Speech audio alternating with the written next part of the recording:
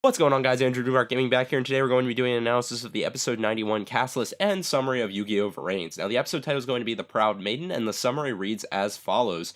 Bowman has grown even stronger through his various battles. Using his evolved Hydrodrive monsters, he drives Blue Maiden into a corner. However, Blue Maiden's conviction remains unbroken. She refuses to give up and keeps on fighting. What kind of tactics will she use?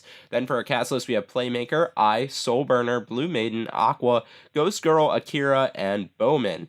Now, two very notable characters are going to be missing from our cast list, the first of which is going to be Lightning, and the second of which is going to be Revolver. Now, I feel like Lightning being missing isn't quite as big of a deal here, because he wasn't present in episode 90 really either, in terms of, doing things, and so him not being present in 91 kind of makes sense. Revolver, on the other hand, we know has been forced to witness all of the duels from people on Playmaker's side, hence why there's the frog and pigeon broadcasting going on towards all of those duels. So I think one of the questions we have to ask ourselves is, okay, you're not in the cast list, that means you don't have any speaking lines in the episode, right? So what result of this duel would these characters be less likely to react to? I feel like if Bowman were to lose, we would definitely get some kind of reaction out of Lightning. I find it very hard to believe he's not in some way, shape, or form watching what's going on with this duel right now, considering essentially Bowman's kind of his key player on his side. It's the only ally he has left, right? So I feel like if Bowman were to lose, we'd get a pretty big response out of Lightning. Perhaps, though, that may just be coming next episode. I mean, after all, we do know that Kusanagi and Playmaker are going to be dueling next episode, so maybe that's when we see Lightning have his response. That would kind of make sense for things. Maybe that's the way he replies. It seems like a little bit of a desperate move on his part to begin with to use Kusanagi now, because if he was going to use that tactic, why not use it much sooner to try and demoralize Playmaker and put him in a really tight position. Anyway, back to Revolver's side of things. I feel like with Revolver, it's kind of a toss-up, because on the one hand, Aoi is his ally, so seeing her come out on top would be something you would certainly like to see, and Bowman is alongside the Ignises, but at the same time, Bowman, while being an Ignis, isn't exactly in tandem with the set of 6 Ignises he initially sought out to destroy, so I don't know that his reaction to Bowman's destruction would be necessarily quite the same as it would be to seeing Windy or Lightning destroyed, and we didn't get a whole lot of a reaction out of him when Windy lost either, so it's possible that that doesn't necessarily mean anything. If Bowman were to win the duel, playing to the other side here for a second, Aoi is his ally, but it's only more so because he needs strong duelists on his side in order to do these things, right? So he doesn't necessarily have any emotional connection to her. Now, that being said, Revolver in recent episodes has shown a lot more empathy out towards victims of the Lost Incident, and he seems to be feeling a lot of remorse towards them, both through his actions towards Soulburner and his comments in the last episode when Aoi was talking about what happened with Miyu. He was kind of noting that, hey, this is another person whose life got sucked in and ruined as a result of the Lost Incident. So I think seeing her hurt may be a little bit more likely to trigger a response out of him than necessarily seeing her win, just because I think he is starting to empathize with these victims a little bit more, and that's one of the reasons he's fighting alongside Playmaker to begin with, though I could be reading that wrong, and even if I am reading it right, he's still doing it very subtly at this point, so it wouldn't necessarily trigger a reaction yet. So after noting that, guys, let's go ahead and get into basically the meat and potatoes of this episode, which is going to be the duel between Aoi and Bowman. So with that being the case, I've kind of made a little bit of a list as to reasons why both sides may win.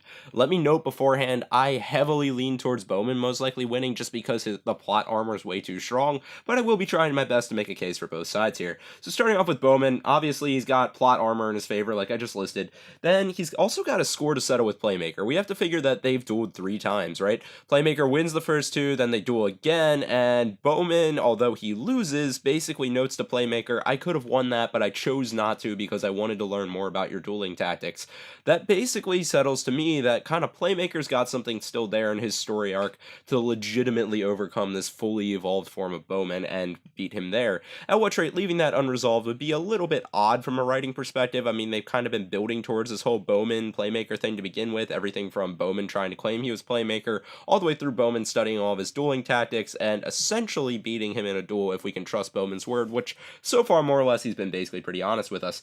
Then we've got the idea of this evolving dueling arc, which kind of goes right in tandem with him, and that's that Bowman's duel is always progressing, or at least that's supposed to be kind of the theme and idea around his character. So if he loses to Aoi, and then he's probably taken out of the fight in some way, shape, or form, although I suppose because he is just giving her this sort of antidote to what's going on with the whole consciousness state of being stolen thing. He could theoretically still be in the fight, give the antidote, then Aoi just leaves because he didn't necessarily mention being deleted after losing this duel to Aoi during episode 90. And adding into that, I mean, if he was going to be deleted, he couldn't give her the antidote anyway, so that almost implies to me he could be still standing, which means I guess they could still carry out this arc of his evolving duel. But I feel like, based on the way they've been building his character, they need to give Bowman at least one really, really good win, or his entire story arc just feels kind of illegitimate. So then, as for another reason, the whole episode title of The Proud Maiden, that whole thing of holding on to your pride, of kind of going down with pride, is sort of what I think of. So the one we're talking about whose pride here is Aoi, so her being defeated with pride, with some sense of respect for herself, kind of goes in with what I'm thinking about, but that once more, that could just be over-analysis of the title.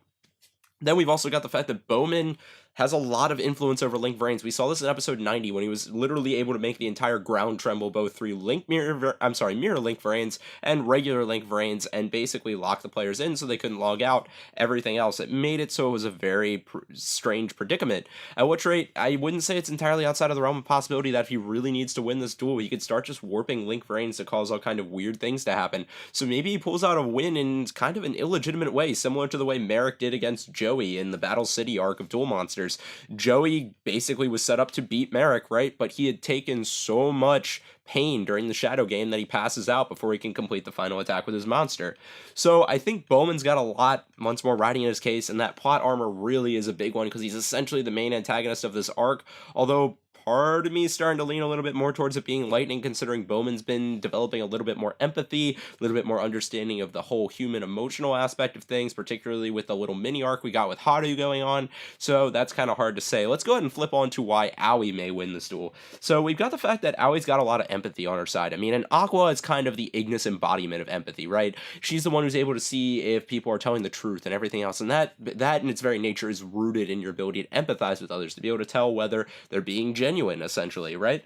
So if anyone's going to pull out that empathetic side of Bowman, be able to reach that human aspect of him that Lightning was trying to design him with, I would say it's going to be Aqua. So I'd say that's probably our best shot here. That may be one way to kind of turn him around. Maybe we get a little bit of an Aporia type of thing going on, where Aporia starts off dueling Yusei and his team, then turns around, helps them fight Zone. Maybe that's what happens with Bowman here. It's certainly very, very possible. Then we've got the idea of Aoi's mentioned at the end of this summary. The whole idea of she refuses to give up and keeps on fighting. What kind of tactic will she use? That what kind of tactic will she use line is kind of, in my eyes, another way of wording the same cliffhanger as we got right before Soulburner won his duel against Windy, in that Soulburner and Flame do something surprising, right? This sounds like she's going to do something surprising with her tactics. Soulburner went on to win. It's very possible Aoi goes on to win with this as well. It's kind of a similar cliffhanger, and it goes right in line with a lot of the types of cliffhangers Yu-Gi-Oh! Likes to use, where, hey, you're backed into a corner, then you're supposed to do something that's really surprising and eventful to the audience for you to pull out the win at the last minute, right? Same way they write their main protagonists all the time. We also know that her duel is theoretically also evolving. I mean, Aoi's went through a somewhat of a parallel arc to Bowman, in that she's been getting stronger throughout this entire season. We saw her go from Blue Angel to Blue Girl to Blue Maiden in this. She picked up an Ignis as her dueling partner. She completely changed decks. There's a lot of evolution there. So similar to Bowman in a lot of ways, which is why I think this duel feels a little bit awkward, to be honest. She's in a position where I feel like in order to legitimize that story arc, she needs a big win herself. So it's kind of interesting there just to think about, okay, both of these characters, in order for this whole idea and concept of their duels evolving and them getting stronger to be legitimate, they kind of need a big plot relevant win. And no, I don't really count Haru, because his screen time and his duel time especially was relatively minimal, and his impact on the plot felt mostly pretty minimal in the story. So I feel like beating somebody like Bowman would really legitimize Aoi, and Bowman defeating Aoi would do the same thing for his arc. So that's kind of balances each other out there. We also know the end of the season is coming relatively soon, right? We had the ending announced for ending 5 announced, which means it's at least possible the end of the season could be coming very, very soon here. I shouldn't say it's definitely coming soon, but usually we get an ending change somewhere around the end of a season. Now, the problem with that is usually we have an opening change as well, and we haven't had any signs of that being announced. But with the ending coming in April, if that does mean that's when the season's going to end, that means by the time we wrap up Playmaker versus Kusanagi, we probably have about 6 to 8 episodes left at most of this season, which means they may try to simplify things a little bit. So Aoi winning would make it so most of the momentum is in Playmaker's side, and the plot moving from there is a lot more straightforward. So that's kind of one thing bending in the possibility of Aoi winning here. Next, we also look at the fact that Kusanagi versus Playmaker comes next. And I think this is one of the biggest pieces of evidence in favor of Aoi right now because, well, it seems like a desperation move to me out of Lightning's part. I mean, Lightning so far, he could have done this whole bend Jin against Kusanagi to make Kusanagi fight Playmaker at any time since this conflict began. And if it would have caused major issues for Playmaker, then why wouldn't you eliminate Playmaker early? He's a leader for that team. He helps to organize them, to get them going, to motivate them. He serves as a symbol of hope for Playmaker's side. So if he's defeated, then you're removing their symbol of hope, removing a lot of their drive, and making it so it's much harder for them to make a move against Lightning. Wouldn't you want to take him out first? That's like removing your opponent. That's like skipping an opportunity for checkmate in chess, right? So unless this is a desperation move, my question becomes, why didn't he do it earlier? And why could Lightning possibly be desperate? Because, well, Bowman's defeated, which means he's the last one standing, which means now he needs to use a human to fight another human.